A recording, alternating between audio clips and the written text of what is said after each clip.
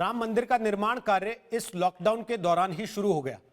लोगों को बहुत ज्यादा खबर लग नहीं पाई। शायद लॉकडाउन ना होता तो ये एक बड़ा इवेंट होता, भूमि पूजन दिखता, शिलान्यास दिखता। तब हम आपसे पूछते थे कि तारीख कब बताएंगे, तो आप कहते थे कि तो न्यायालय तय करेगा। अब तो आप तारीख बताने की स्थिति में होंगे कि कब तक बन जाएगा। देखिए, अब ये प्रश्न ही समाप्त हो चुका है। जब आप लोग पूछते थे कि रामलला हम आएंगे, मंदिर वहीं बनाएंगे, और आप लोग बोलते थे कि तारीख भी बताएंगे, तो तारीख बताने का जो प्रश्न आप लोग करते थे, अब वो प्रश्न ही समाप्त हो चुका है। देखिए, 25 मार्च को रामलला को उनके अस्थायी मंदिर में स्थापित करने का गौरव मुझे प्राप्त हुआ, और मुझे लगता सचमुच मेरे जीवन का बहुत महत्वपूर्ण दिन था। आज वहां पर कुछ कार्य अभी प्रारंभ हुआ है, और बाकी कार्यों को समतलीकरण के कार्य को आगे बढ़ाने के बाद धीरे धीरे करके अन्य कार्य भी आगे बढ़ेंगे। आप ये मान के चलिए, कोरोना संकट से देश को उभारने, देश की अर्थव्यवस्था को सामान्य करने की दिशा में किए जा रहे प्रयासों को जब हम लोग एक महत्वपूर्ण स्तर लेके आ जाएंगे, तो राम मंदिर बनने में कोई देर तब नहीं लगेगी।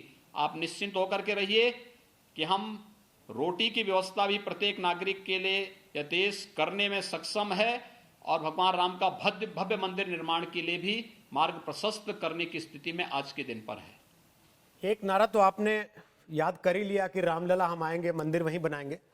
दूसरा जो आपके कार्यक्रमों में लगता था वो मैं याद दिला देता हूं आपको कि अयोध्या पहली झांकी है, काशी मथुरा बाकी है।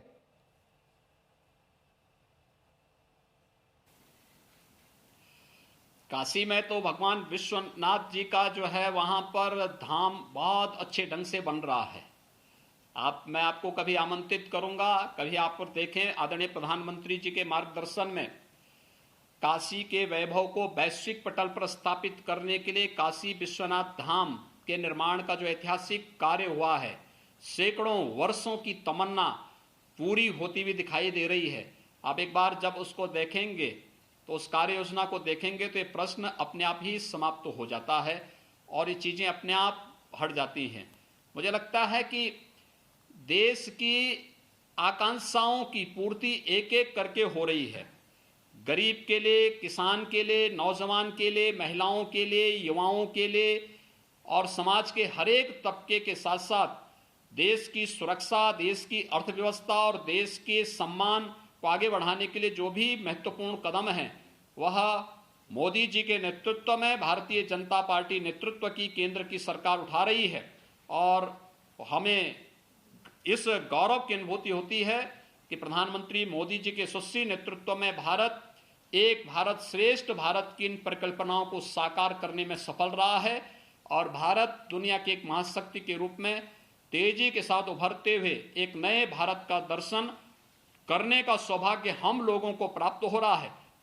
ये एक बहुत महत्वपूर्ण क्षण है, और इस महत्वपूर्ण अवसर पर मैं प्रधानमंत्री मोदी जी के नेतृत्व में आदरणीय प्रधानमंत्री जी का अभिनंदन करता हूं, केंद्रीय कैबिनेट को बधाई देता हूं, और भारतीय जनता पार्टी समेत इस देश की 135 करोड़ लोगों को भी इस अवसर पर अपनी हृदय से बधाई और शुभकामनाएं देता हूं।